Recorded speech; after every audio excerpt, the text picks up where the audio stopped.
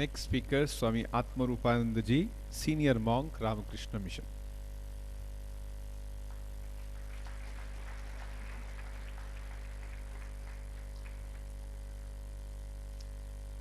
मैं भी हिंदी में भाषण नहीं करूँगा। नमस्ते, सलाम अलैकुम, shalom, peace be upon you. And I just came from the wonderful state of Meghalaya, from the Khasi Hills, and so also Kublai.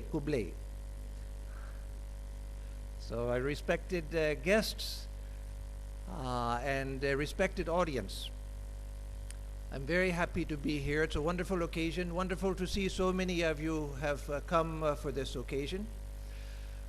The general title of this session is Working Together for a World of Compassion, Peace, Justice, and Sustainability.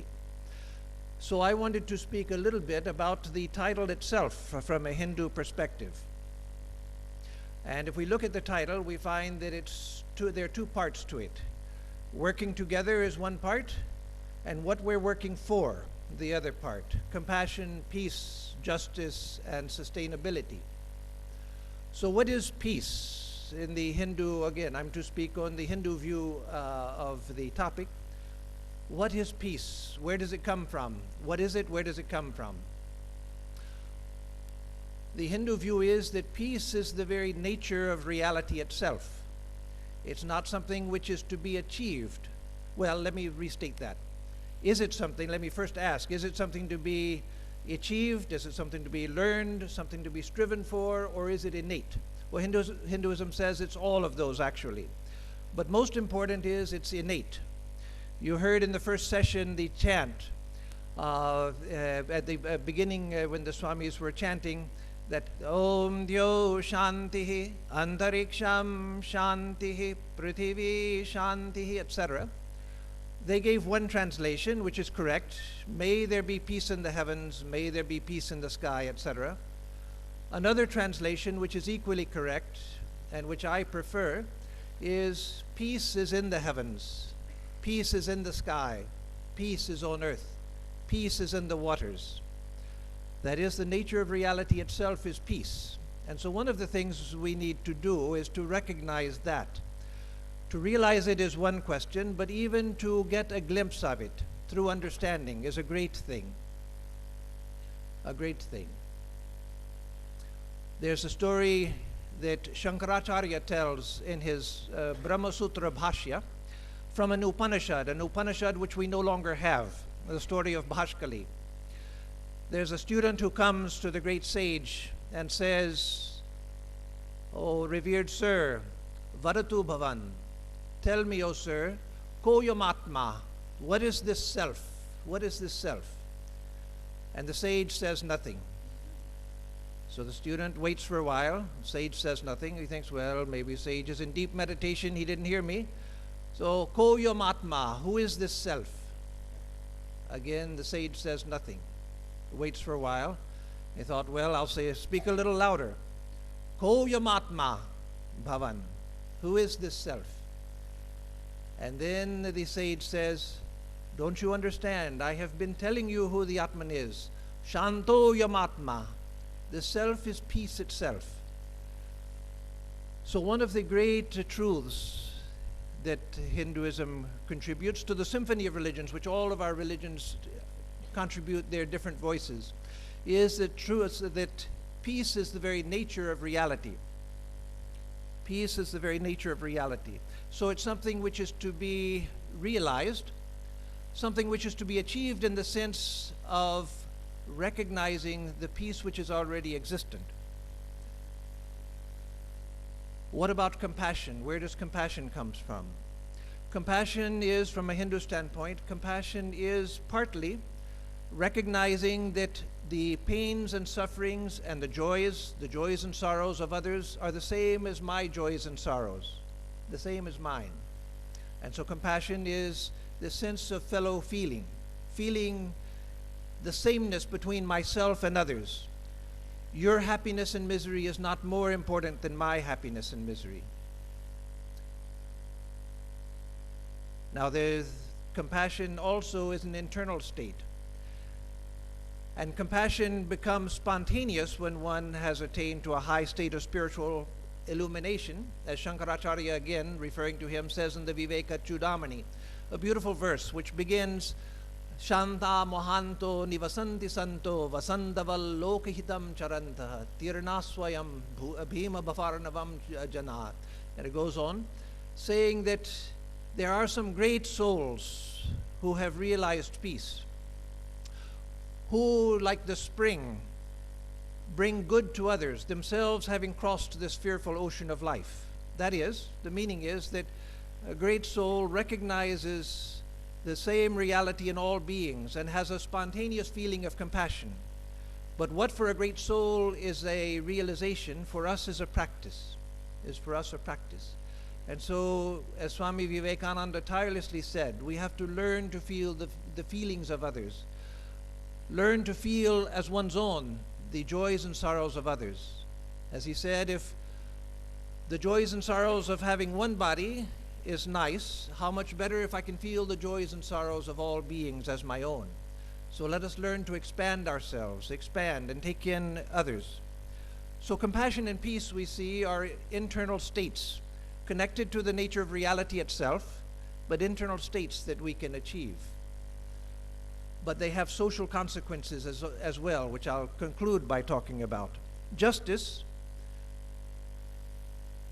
being just, is innate to the spiritual person, a person who has become spiritual, not just religious, but who has grown spiritually.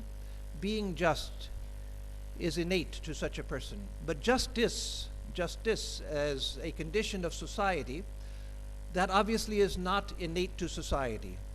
Being just is innate to the spiritual person, but justice, unfortunately, is not innate to society. So here in justice we come to something which has to be worked for, something which has to be striven for. And in the Hindu tradition, justice is based on the Vedic idea of ritam, and the later classical Hindu idea of dharma. That is, there's the belief since Vedic times that there is a moral thread running through the very structure of the universe. That morality is built into the very nature of the universe. And the old Vedic idea was that one who is in harmony with Ritam is in harmony with truth itself. And so they connected Ritam and Satyam. Ritam and Satyam were connected in the Vedic mind. One who becomes harmonious with the moral fiber of the universe, that is, doing no harm to others, loving all, recognizing the sameness of all. And so justice is based on samadarshitva, that is, the recognition that all are the same. And then sustainability. Sustainability certainly is not innate. Sustainability is something that has become a modern need. When population was much smaller on the earth, and when consumerism had not grown, sustainability was not necessary as a conscious thought. And in some cultures, like in India, there was a high regard for Mother Nature. The earth itself was considered a living being. And so respect for Mother Earth, respect for the rivers, respect for the mountains was natural, as a part of the religious consciousness. That unfortunately has broken down in India, broken down in the rest of the world. And so now sustainability is something that we need. But that, from a Hindu standpoint, sustainability comes from three things. One is mindfulness, being mindful of what I do, being mindful that I don't cause harm to Mother Earth, don't cause harm to other beings, don't cause harm to the environment. Another is respect for the environment. But a third is more important than both, though the other two are very important. The third, most important, is recognizing the presence of the divine in all things. Respect comes from that. Respect isn't something that just is a word, or it's just a social convention, or just a nice, polite gesture. Respect has to be based on something. Why do we respect everything? Why do we respect the whole universe? Why do we respect all beings? Why do we respect the rivers, the mountains, the air, the water? Because we see, at least in faith, at least in conviction, the divinity present in all things. And so that is what we should work towards. So now in conclusion, let me say that two of the virtues I mentioned, compassion and peace, those are primarily internal. And yet, as I said, they have social consequences. They have social consequences as well. Peace and compassion. And the other two, there are two other virtues which are primarily social, justice and sustainability. Well, sustainability, we can't call it a virtue, but we can certainly call the sustainability a necessity. Those have a social aspect. And so working together towards compassion, peace, justice, and sustainability. To work together, how can we come together and work? How can we come together and work? One thing is that we need the sympathy which is the very foundation of compassion. We have to have sympathy with each other, recognizing the sameness of all beings, that all beings are seeking happiness, all beings are seeking to live, all beings are seeking to learn, to be happy. And so recognizing that, then only we can work together in a cooperative fashion rather than a competitive fashion. To have we have to have another thing, and that is recognition of a common humanity. A recognition of a common humanity. And to work together for the whole world, that is, for human society and for the environment in which human society finds itself, we have to find a common basis there, and that is our shared divinity. The spirituality, the spirit, which pervades all things, which is the real nature of all things. That where genuine peace is found, that where genuine compassion is found, and that towards which justice, a sense of justice, moving towards which a sense of justice is necessary. And another thing that we need in order to work together, because this is a parliament of religions, a meeting, a pre-parliament event, a recognition of a common spirituality among all of our different traditions, a recognition of a common spirituality. We need to cease the negative teachings of all of our different traditions, the negative traditions, or the negative teachings, that is, which disparage other traditions. Each religion has its positive contribution to make, its positive principles, its positive teachings. The more of those we have, the better. But we need to get rid of the negative and the critical attitude towards other religions and recognize a common spirituality. To recognize that we are all going in a common direction. In our different ways, respecting diversity, that also is necessary in order to work together. We need to respect diversity. That's one of the great Vedic teachings, that this universe is built on the plan of the unique and the universal. That there's a universal, that is the common spirit which animates all things, which pervades all things, which is the reality behind all things. But within manifestation, everything is a unique expression of that common spirituality. And so we have to respect diversity and at the same time recognize a common spirituality. So let me close with a prayer, a Sanskrit prayer, which expresses some of these ideas. It's not Vedic, it's a later, but an old prayer. I'll say it and chant it in Sanskrit and then give a translation and then close.